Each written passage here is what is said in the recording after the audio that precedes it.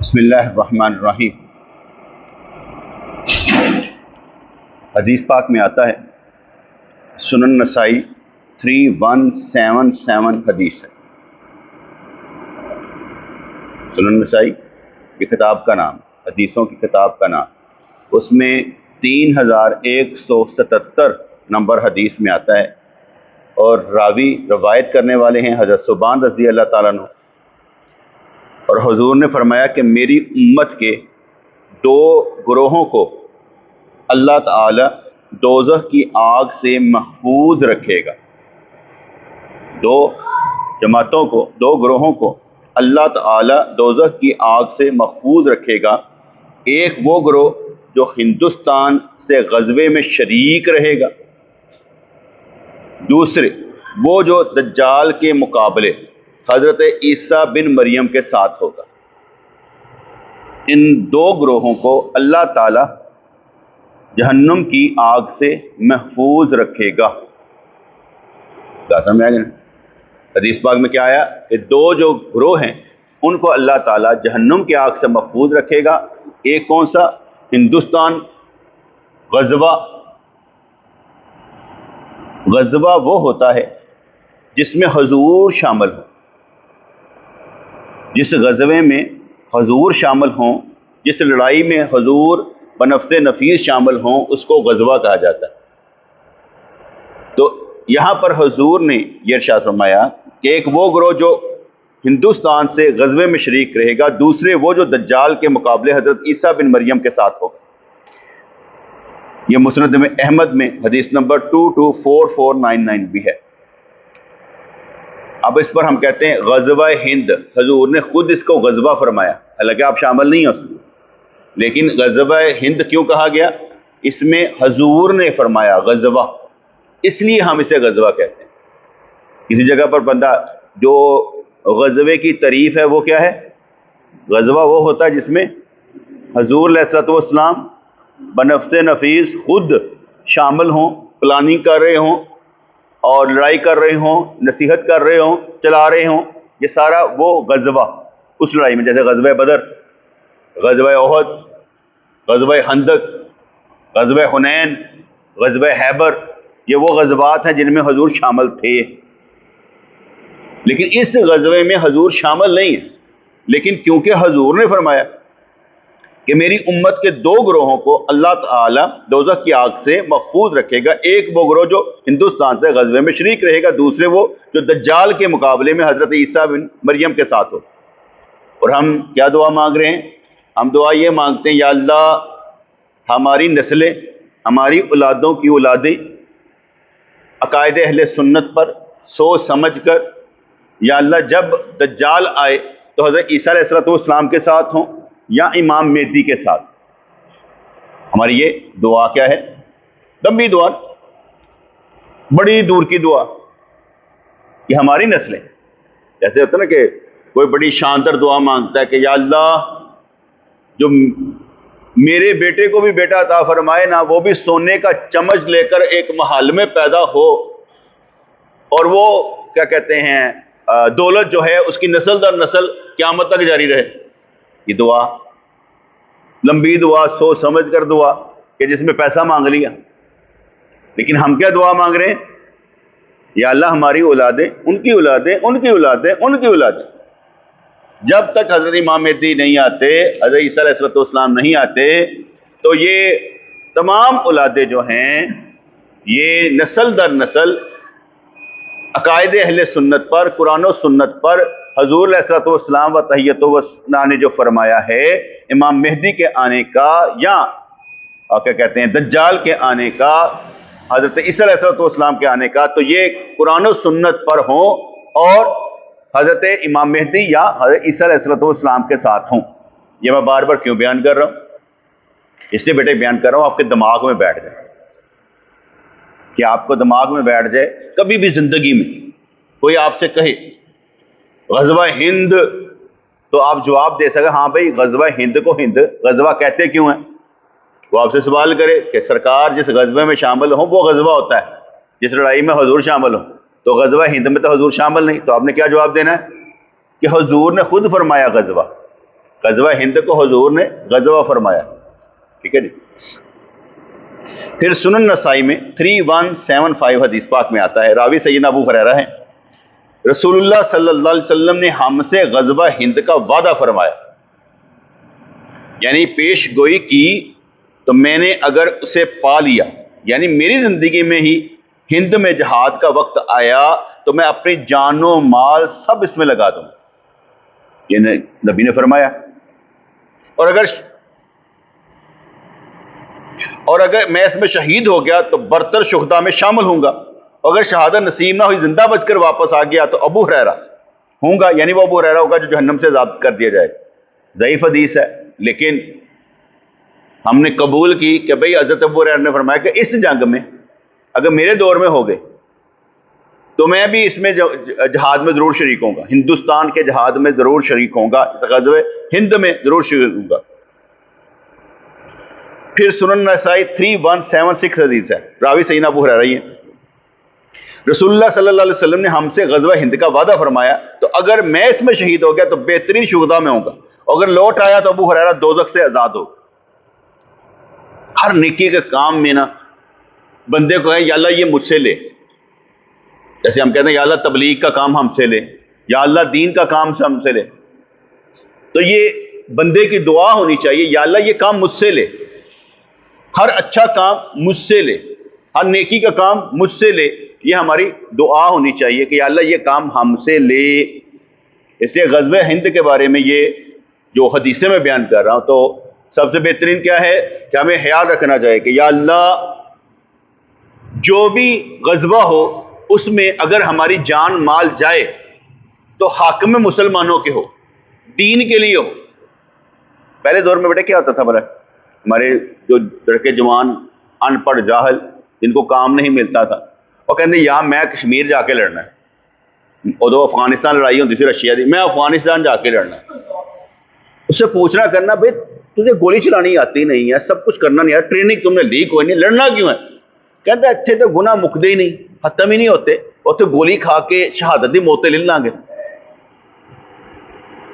میں یہ سمجھتا ہوں بیٹے جو بندے اس وقت 5 وقت کی نماز پڑھتے ہیں انہیں بھی شہادت کا درجہ ملے، یہ کم نہیں ہے۔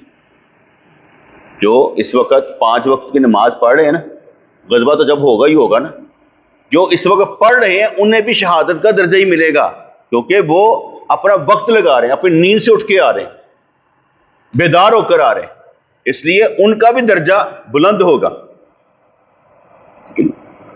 پھر راوی صفوان، میری امت کا ایک گروہ ہند میں جہاد کرے گا، اللہ تعالیٰ اس کو فتح عطا فرمائیں گے، یہاں تک کہ وہ ہند کے راجوں سے اس حال میں ملیں گے کہ وہ زنجیروں میں جکڑے ہوئے ہوں گے۔ اللہ تعالیٰ ان مجاہدین کے گناہوں کو معاف کر دیں گے، پھر وہ شام کی طرف لوٹیں گے تو شام میں حضرت عیسیٰ ابن مریم کو پائیں گے۔ یہ بھی حدیث ہے لیکن ضعیف حدیث ہے، پھر بھی ہم کہیں گے کہ ایک پہلو حضور نے یہ بھی فرمایا کہ اس وقت وہ جہاد کریں گے، جب جہاد سے فارغ ہوں گے تو پھر شام کی طرف لوٹیں گے تو حضرت عیسیٰ علیہ السلام آگے ہوں گے۔ ٹھیک ہے، پھر ایک حدیث بات میں آتا،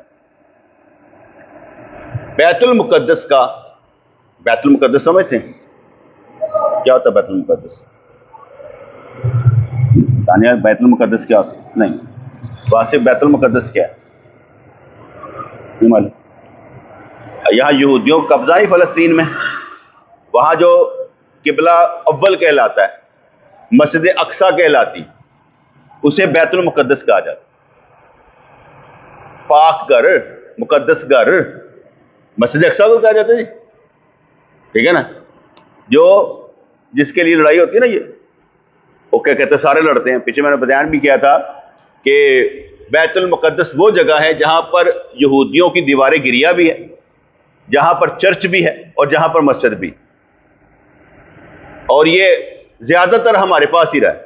1400 سال میں سمجھ لیں 1200 سال ہمارے پاس ہی رہا ہے۔ 100 سال عیسائیوں کے پاس، یہ ابھی 1969 میں ان کے پاس آیا ہے، یہودیوں کے پاس، ابھی 100 سال ان کو نہیں ہوئی، لیکن زیادہ تر یہ مسلمانوں کے پاس رہا ہے۔ خلافت عثمانیہ کے دور میں ہمارے پاس ہی تھا، یہ بعد میں ان کے پاس چلا گیا۔ لیکن سمجھانا یہ مقصود تھا کہ پہلے حضور علیہ الصلوۃ والسلام بیت المقدس قبلہ اول کی طرف منہ کر کے نماز پڑھا کرتے تھے اور دعا کرتے تھے کہ اللہ بیت اللہ کو قبلہ مقرر کر دے، میں اس رخ پر نماز پڑھا کروں۔ اللہ تبارک و تعالیٰ ان کی دعا قبول فرمائی اور ان کو حکم دیا کہ آپ بیت المقدس کو چھوڑ دیں، اس طرف رخ کر۔ اور اب ہم کس طرف رخ کر کے نماز پڑھتے ہیں؟ بیت اللہ کی طرف، جہاں خانہ کعبہ میں ہم طواف کرتے ہیں۔ پہلے کیا تھا؟ بیت المقدس کی طرف، قبلہ اول۔ لیکن یہ بھی ہے کہ جب پہلے ہم بیت المقدس کی طرف نماز پڑھتے تھے، حج نہیں ہوتا تھا، حج خانہ کعبہ میں ہوتا تھا۔ حج ہمیشہ سے خانہ کعبہ میں۔ قبلہ اول کا مطلب یہ ہے اس طرف رخ کر کے عبادت کرنا، نمازیں پڑھنا۔ بیت المقدس کا حج نہیں ہوتا تھا۔ تو بات سمجھ آ رہی نا؟ حج کہاں پہ ہوتا ہے؟ منی، مزدلفہ، عرفات میں۔ ایک سوچ پیدا ہو سکتی ہے جی آپ قبلہ اول اسے کہہ رہے ہیں تو قبلہ اول کا مطلب تو ہم یہی لیں گے نا، جو یہاں پر ہوتا ہے وہاں پر ہوگا۔ نہیں، حج کہاں پر ہوگا؟ خانہ کعبہ میں، وہیں پر ہی ہوتا تھا۔ باب آدم علیہ السلام نے اسے تعمیر کیا تھا، پھر نوح علیہ السلام و طیۃ و حسنہ کے دور میں جب ختم ہو گیا، پھر ابراہیم علیہ السلام نے تعمیر کیا۔ کا مطلب ہے کہ وہاں پر حج وہیں پر ہوتا تھا، لیکن جو نماز ہے وہ ہم قبلہ اول کی طرف، بیت المقدس کی طرف رخ کر کے نماز پڑھتے تھے، کیونکہ زیادہ تر انبیاء کرام جو ہیں یہ فلسطین میں ہی آئے، بیت المقدس کی طرف ہی آئے۔ موسیٰ علیہ السلام ادھر ہی تھے، حضرت عیسیٰ علیہ السلام ادھر ہی تھے، سلیمان علیہ السلام نے یہ بنایا، داؤد علیہ السلام بھی ادھر ہی تھے، یوسف علیہ السلام بھی ادھر ہی تھے۔ اللہ تعالیٰ نے پتہ نہیں ہے بیت المقدس کی نہیں پسند ہے کہ نبی سارے دے سارے اتھے کلے۔ اور اس طرف حضرت ابراہیم علیہ السلام طیۃ و حسنہ کو جب بھیجا اور حضرت اسماعیل علیہ السلام طیۃ و حسنہ، باپ بیٹے نے مل کر یہ خانہ کعبہ بنایا دوبارہ، یہ ان دونوں باپ بیٹے نے مل کر بنایا ہے۔ حضرت اسماعیل علیہ السلام کے بعد کوئی نبی کا نام نہیں ملتا وہاں پر آیا ہو۔ اب دیکھا جائے تو حضور علیہ السلام جب کی بعثت ہوئی اس وقت 500 سال ہو گئے ہوئے تھے عیسیٰ علیہ السلام کو گزرے، اس سے آگے 500 سال موسیٰ علیہ السلام کو لگا لیں، اس کے بعد یعنی کوئی تقریباً 2000 سال لگا لیں کہ وہاں پر حضرت اسماعیل علیہ السلام کے بعد کوئی نبی نہیں آیا، ریکارڈ بھی نہیں آیا۔ سارے کے سارے نبی کہاں پر بھیج رہا ہے اللہ کریم؟ وہیں پر۔ تو اس کا مطلب اللہ کو بڑا پسند ہے، جو اللہ کو پسند ہے ہمیں بھی پسند ہے یار۔ اللہ نے کہا بیت اللہ، ہم بیت اللہ کی طرف جاتے ہیں، بیت المقدس کی طرف جاتے ہی نہیں ہیں۔ خیر، تو اللہ سمجھ آ رہی ہے نا؟ دماغ میں بار بار ڈالیں گے تو ڈل جائیں گے انشاءاللہ تعالی، اور جو غور سے سنے گا وہ ہضم کر لے گا، اور جب ہضم کرے گا وہ آگے اسی طرح بیان کرے گا تاکہ دوبارہ ریپیٹ ہو جائے۔ کیونکہ جب آپ نے یاد رکھنا ہے اسے ریوائز کریں گے، بار بار سنائیں گے، یار اینجی کیا کو اسے اینجی کل۔ جب ہم اپنے پیر و مرشد رحمۃ اللہ کے پاس ہوتے تھے نا تو ہم غور سے بات سنتے رہتے تھے، جب وہ چلے جاتے تھے آپس میں ریپیٹ کرتے تھے، سائیں نے کہڑی گل کی تھی، کہڑا نقطہ بیان کیا، پھر اس نقطے کو لے کر ہم چلتے تھے کہ یار لکھ لو تاکہ یاد رہے گا کہ ہمارے پیر و مرشد نے کیا کیا فرمایا۔ اب تو یہ ریکارڈنگ میں آ جاتا ہے۔ تو ایک اور حدیث میں آتا ہے کہ بیت المقدس کا ایک حکمران ہندوستان کو فوج بھیجے گا، بیت المقدس جو اس ملک کو فتح کر لے گی، وہ ہندوستان کو رونق ڈالے گی، وہاں کے خزانے لے لے گی، وہ بادشاہ اس سے بیت المقدس کو آراستہ کرے گا۔ یہ فوج ہندوستان کے حکمرانوں کو ہتھ کڑیوں میں لے کر آئے گی اور مشرق و مغرب کے درمیان کے تمام علاقے اس کے لیے فتح کر لیے جائیں گے، اور دجال کے نکلنے تک اس فوج کا ہندوستان میں ہی قیام رہے۔ یہ بھی ضعیف حدیث ہے، لیکن اب جتنی ہم نے باتیں سنیں، عیسیٰ علیہ السلام ادھر سے ادھر آئیں گے تو عیسیٰ علیہ السلام کے ساتھ مل لیں گے، غزوہ ہند ہوگا، یہ ہم نے حدیث سنی۔ احادیث سننا ایک بات، کیونکہ حدیثیں اکٹھی کی گئی، لیکن اس سے مطلب نکالنا اہم ہوتا ہے کہ اس کا مطلب کیا بنے گا۔ اس لیے علماء کرام نے فرمایا، جو ہمارے علماء کرام انہوں نے فرما دیا، غزوہ ہند سے مراد محمد بن قاسم اور سلطان محمود غزنوی کے مارکے ہیں، جس کی وجہ سے اسلام یہاں تک پہنچا۔ اس وقت راجہ جو تھے وہ کیا کہتے ہیں، راجہ کون تھا؟ داہر، راجہ داہر، وہ قبضے میں آئے، ٹھیک ہے، ان کے خزانے قبضے میں آئے، اس لیے ان سے مراد جو غزوہ ہند ہے، اس سے مراد محمد بن قاسم اور سلطان محمود غزنوی کے دور کو کہا گیا ہے کہ ہو گیا ہوا غزوہ ہند۔ اب لوگ جو کہیں غزوہ ہند ہونا ہے، پتہ نہیں پاکستان نے حصہ لینا ہے، اکثر لوگ کہتے ہیں نا ہندوستان ایک علاقہ ہے، اب وہ ڈویژن ہو گئی ہے، بنگلہ دیش، پاکستان، انڈیا، یہ ہندوستان ہی تھا پہلے، سارے کا سارا نا ہندوستان ہی تھا۔ دوسرے یہ کہتے ہیں علماء کرام، ان احادیث سے مراد ہندوستان نہیں ہے بلکہ بصرہ اور اس کے اطراف کا علاقہ ہے۔ اس کی تائید بعض آثار صحابہ سے ہوتی ہے جو یہ فرمایا کرتے تھے کہ ہم لوگ ہند سے بصرہ مراد لیتے تھے۔ اب کیونکہ ہم سارے صحابہ بھی دیکھتے ہیں کہ صحابہ نے دے متعلق کی گلاں کیتی ہیں، حدیث تو آ گئی، تو انہوں نے فرمایا ان احادیث سے مراد ہندوستان نہیں ہے۔ پہلا نقطہ کیا تھا کہ غزوہ ہند ہو گیا ہوا ہے، کون سا ہے؟ محمد بن قاسم اور سلطان محمود غزنوی والا۔ دوسرا انہوں نے کہا کہ جو سرکار کی یہ ساری احادیث ہیں، ان کا مطلب جب ہم نکالتے ہیں تو اس کا مطلب ہے کہ بصرہ اور اس کے اطراف کا علاقہ ہندوستان غزوہ ہند کے لیے تھا۔ اس کی تائید بعض آثار صحابہ سے ہوتی ہے جو یہ فرمایا کرتے کہ ہم لوگ ہند سے بصرہ مراد لیتے تھے۔ یہ عراق والا علاقہ ہوگا، عراق والا علاقہ ہوگا۔ اس تعویل کے اعتبار سے غزوہ ہند کے سلسلے کی روایات کا تعلق ابتدائی زمانے میں جو ایران کے ساتھ لڑائیاں ہوئی وہ بتایا جاتا ہے کہ وہ تھا غزوہ ہند۔ اللہ کو سمجھ آ رہی ہے؟ بعد غزوہ ہند سے بعد اس کی جب طویلیں لے رہے ہیں تو ہم کہاں تک پہنچ رہے ہیں؟ آپ کہیں جی غزوہ ہند ہونا ہے تو میں جو ہے نا حصہ لینا، تو اگلے کہہ رہے ہیں غزوہ ہند ہو بھی گیا ہے، تسی کہڑے غزوے سے حصہ لینا ہے۔ لیکن تیسری بات، کیونکہ احادیث میں یہ بھی آ رہا ہے کہ یہ مار کا حضرت عیسیٰ علیہ السلام کے وقت ہوگا، کیونکہ سرکار کے حدیثیں آ رہی کہ ادھر سے فارغ ہو کے لوگ ادھر کو جائیں گے، اس کا مطلب ہے ابھی ہونے والا ہے، ابھی ہوا نہیں ہے۔ تینوں چیزیں اس سے مراد دی گئی۔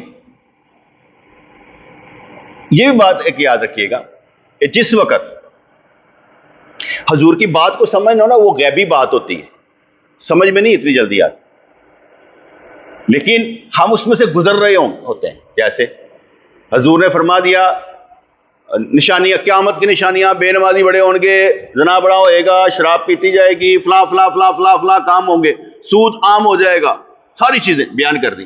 کیا ہو نہیں رہی؟ ہو رہی ہیں۔ آپ کا سارا بینکنگ سسٹم ہی سود پر چلتا ہے، ہو رہی ہیں۔ ہم اس میں ہیں، کچھ کر سکتے ہیں؟ اس کے خلاف بول سکتے ہیں؟ نہیں، اسی میں رہنا ہے، پھنسے ہوئے ہیں۔ ہم اپنے بچوں سے موبائل نہیں چھڑا سکتے، اتنے طاقتور ہیں ہم۔ ہاں نہیں چھڑا سکتے، طاقتور ہے نا۔ ہم پہلے لت لگاتے ہیں، خود علت پالتے ہیں، اس کے بعد مرتے رہتے ہیں، کیونکہ ہم خود دیکھنے والے ہوتے ہیں۔ جب خود دیکھتے ہیں تو کہتے ہیں مجھے بھی پڑھاؤ، یا دوسروں کو دیکھے گا کہے گا مجھے بھی دو۔ اس لیے ہم بہت مشکل کام اس سے نکل سکتے۔ اسے کوئی بھی کام جس میں ہم پھنسے ہوئے ہیں تو اس کی مراد یہ ہوتی ہے کہ جب سر پہ پڑتی ہیں تب پتہ چلتا ہے۔ اس لیے جب غزوہ ہند ہونا ہوگا نا تو ساری حدیثاں سامنے آ جائیں، اسی وقت ہی آ جائیں۔ جیسے نماز پڑھنی ہو اور شوق ہو تو پتہ لگ جائے تو نماز پڑھنے کا طریقہ کیا ہے۔ کیوں؟ نماز میں کھانے کے متعلق کیا اصول ہے؟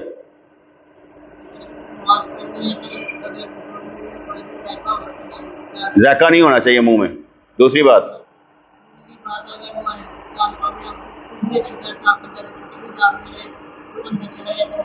ہاں اگر کوئی چیز رہ جائے صاف کرنے کے بعد تو پھر بھی اندر چلی جائے، چنے کے دانے کے برابر، کیونکہ وہ چھپی ہوتی ہے، پتہ نہیں لگتا۔ تیسری بات کیا تھی؟ اگر منہ میں کچھ ہوگا، پان رکھ کے کھانے پہ تو وہ نہیں ہوگا، تو نماز فاسد ہو جائے گی۔ کیونکہ ان کو سناتا ہو اس کا مطلب اس نے سننا بھی ہے، ان کا دماغ بھی چیک کرنا ہے کہ یہ بچے کرتے کہ نہیں کرتے۔ کیونکہ حدیث تو موجود ہوگی لیکن ہمیں اس وقت سمجھ نہیں آئے گی۔ جیسے ابھی سمجھ آ رہی ہے، سارا کچھ پتا ہے لیکن کر کچھ نہیں سکتے۔ ہاں کر کیا سکتے ہیں؟ جتنا کم سے کم ہو اتنا دنیا استعمال کریں، کیونکہ جتنی کم سے کم آپ دنیا استعمال کریں گے اتنے ہی اچھے ہیں۔ جتنے دنیا کم سے کم استعمال کریں گے اتنے ہی آپ فتنوں سے بچیں گے، ٹھیک ہے نا؟ کیونکہ اس میں یہ ہمارے لیے ضروری ہوتا ہے کہ معاشرے کو سمجھ کر دوسروں کو سمجھانا، لیکن میں آپ کے ساتھ کھڑا نہیں ہوں گا جب آپ برائی کریں گے۔ میں برائی کا بتا چکا ہوں گا لیکن آپ کے ساتھ کھڑا نہیں ہوں گا، آپ کے ساتھ شامل نہیں ہوں گا۔ بتا چکا ہوں لیکن شامل نہیں ہوں گا، کیونکہ میں نے خود بچنا ہے۔ آپ کو یہ نہیں کہوں گا کہ نہ کرو، میں کہوں گا تہاڈی مرضی ہے، دونوں پہلے جڑے مرضی کر لو، تہاڈے کول ہی، کیونکہ اب دور وہ نہیں ہے کہ اگلا بندہ کہتے بھاجی ہوں تو کاروباری ہو جائے کوئی نہیں جڑا جھوٹ تو بغیر ہوئے، تو میں اسے کیا کہوں گا؟ اس لیے میں اس پر کچھ نہیں کومنٹس کروں گا، میں کہوں گا یار جتنا ہو سکے آپ اپنے طور پر بچ جائیں۔ جب غزوہ ہند ہوگا خود ہی آپ تسی اسے شامل ہوئے ہو، جنہ نے ہونا ہے۔ ہم دعا اس لیے تو کر رہے ہیں کہ یا اللہ ہماری نسلیں نسل در نسل حضرت عیسیٰ علیہ السلام کے ساتھ کھڑی ہو، امام مہدی کے ساتھ کھڑی ہو۔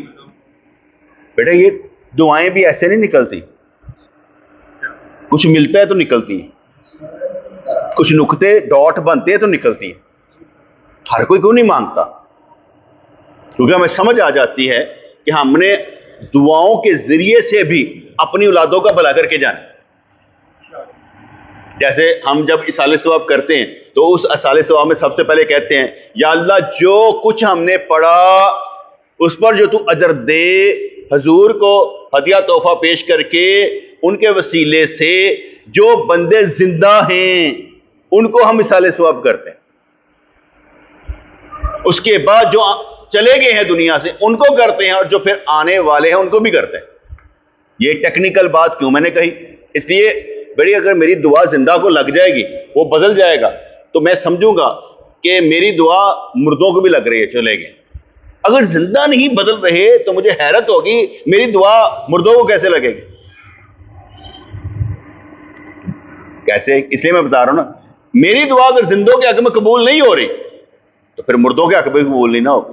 یہ کیسے ہوگا؟ ایک پاسا تو ایک پاسا، یہ نہیں ہوگا۔ میں اس کو ایسے لیتا ہوں، میں یہ سمجھتا ہوں کہ اگر آپ لوگ بدل رہے ہیں تو اس کا مطلب ہے کہ تبدیلی آہستہ آہستہ آتی چلی جائے گی اور آخری لمحے تک آئے گی۔ یعنی میں نے آپ سے امید رکھنی ہے کہ آپ کے آخری سانس کے گل ہونے تک کچھ نہ کچھ ہوگا۔ زندوں کو تب بھی لگ جائے تب بھی بات ہے کہ ایمان بچا کر لے جائیں آپ، اور اگر آپ کھڑے ہو جائیں اللہ واسطے کہ یا میں کھڑا ہوں تو پھر اللہ مالک ہے انشاءاللہ تعالی۔ کیونکہ کسی کو بندہ اپنا توکل نہیں دے سکتا، اپنا صبر نہیں دے سکتا، وتواصوا بالحق وتواصوا بالصبر کی بات کر سکتا ہے۔ آپ کسی مشکل میں پھنسے ہوں اور میں آپ کو مثالیں دے رہا ہوں صبر کی، یا فلاں کتنا صابر آدمی، تسی کہو مینوں نہ سنا یار میں پھنسیا پیا، مجھے سنا رہے ہو، میں تکلیف میں مر رہا ہوں، صبر کی بات کر رہے ہو، صبر نہیں آتا۔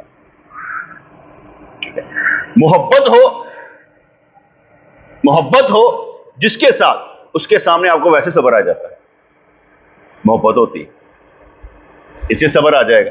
محبت نہ ہو تو صبر نہیں آئے گا۔ مثلا آپ میرے ساتھ سارے کے سارے مختلف ادوار میں رہے ہیں، تکلیفوں میں، پریشانیوں میں، بیماریوں میں، کیا کہتے ہیں مسئلے میں جب پھنسا ہوا ہوں کوئی، تو آپ دیکھیں کہ ہم حکمت عملی اور دنائی سے کام کرتے چلے جاتے ہیں، راستے نکال لیتے ہیں، کام کو بگڑنے نہیں دیتے، کہتے ہیں نکلو کوئی گل نہیں، کچھ نہ کچھ ہونے والا ہے، نکل جائیں۔ یہ سب کے لیے ایک ایک بچہ کوئی بھی یہاں پر آنے والا، میری توجہ اس کی طرف ہوتی ہے کہ یار کچھ لی کر جائے، کیونکہ میں نے آگے کل بتایا تھا کہ میرے پیروں میں فرماتے تھے میرے پاس آنے والا بچہ بھی میری خواہش ہوگی کہ ولی اللہ بنے، یہ میری خواہش ہوگی کہ ولی اللہ بنے، یہ خالی نہ جائے۔ جب ہماری خواہشیں ایسی ہیں تو اس کا مطلب ہے کہ کچھ نہ کچھ تو ہونے والا ہے۔ اللہ تعالیٰ ہماری مدد ضرور فرمائے گا، ہمارے جذبوں کی وہ قدر کرنے والا ہے نا، کیونکہ وہی قدر کرتا ہے تو اللہ الصمد، لیکن وہ دیکھتا ہے کہ کیڑا بندہ میرا قدردان ہے، اور جو اس کا قدردان ہوتا ہے اس کی قدر کرتا ہے، اس سے لینے کے لیے اسے اس کے لیے ہی کچھ کرنا پڑتا ہے۔ کہتا ہے میرے اتنے لگاؤ، کون ہے جو مجھے قرضہ دے، میں یقرض اللہ قرضا حسنا، کون ہے جو مجھے قرضہ دے، فَيُضَاعِفُ لَهُ أَضْعَافًا كَثِيرًا، دگنا چگنا واپس کر داں گا، تو اسی کے لیے لگانا پڑتا ہے۔ تو اللہ سمجھ آ رہی ہے؟ غزوہ ہند سمجھ آ گیا؟ نمبر 1 محمد بن قاسم اور سلطان محمود غزنوی والا غزوہ ہندی ہوگا۔ نمبر 2 کیا تھا؟ وہ جو بصرے والا تھا وہ غزوہ ہند میں شامل تھا صحابہ کے اثار سے۔ نمبر 3 آخری وقت میں ہوگا جب حضرت عیسیٰ علیہ السلام نے آنا ہوگا۔ یہ میں نے اس لیے احادیث سنا دی کہ ہمارے بچوں کے دماغ میں کچھ نہ کچھ تو جائے۔ اور غزوہ ہند کو غزوہ اس لیے کہا گیا کہ حضور نے غزوہ کہا ہے، ورنہ غزوہ وہی ہوتا ہے جس میں حضور شامل ہو، لیکن اس میں حضور شامل نہیں ہو گیا، حضور نے فرمایا غزوہ ہند، نبی نے فرما دیا اسی نام کیا غزوہ ہند، اس لیے نام رکھ دیا۔ بسم اللہ الرحمن الرحیم۔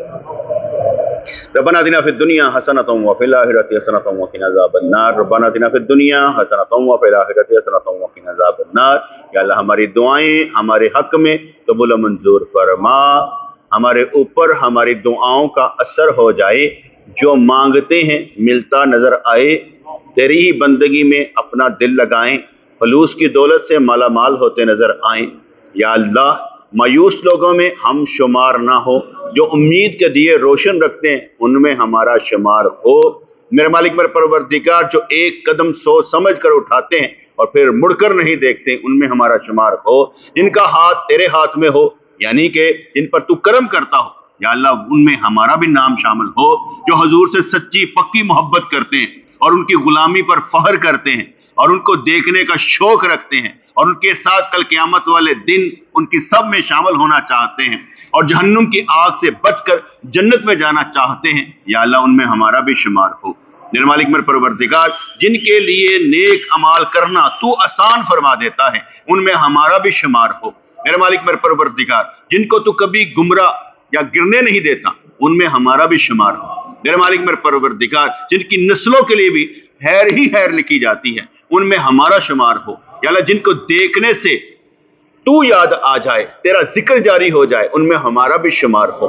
یا اللہ ہمیں لفظوں کی حیرات بھی دے اور اثرات بھی دے، کامل مکمل اکمل بنا دے، تیرے بندے ہیں قبول فرما لے، مہربانیاں فرما اور ہمیشہ فرما، خیر ہی خیر ہو ہمارے اوپر، حضور کا سایہ رہے، رحمت للعالمین کی رحمت رہے کبھی بھی کسی بھی لمحے میں۔ یا اللہ ہم تجھ سے غافل نہ ہو، غفلت سے نکال کے معرفت کے مقام پر ڈال دے۔ یا اللہ یا رحمان ثبتنا علی الایمان، آمین برحمت۔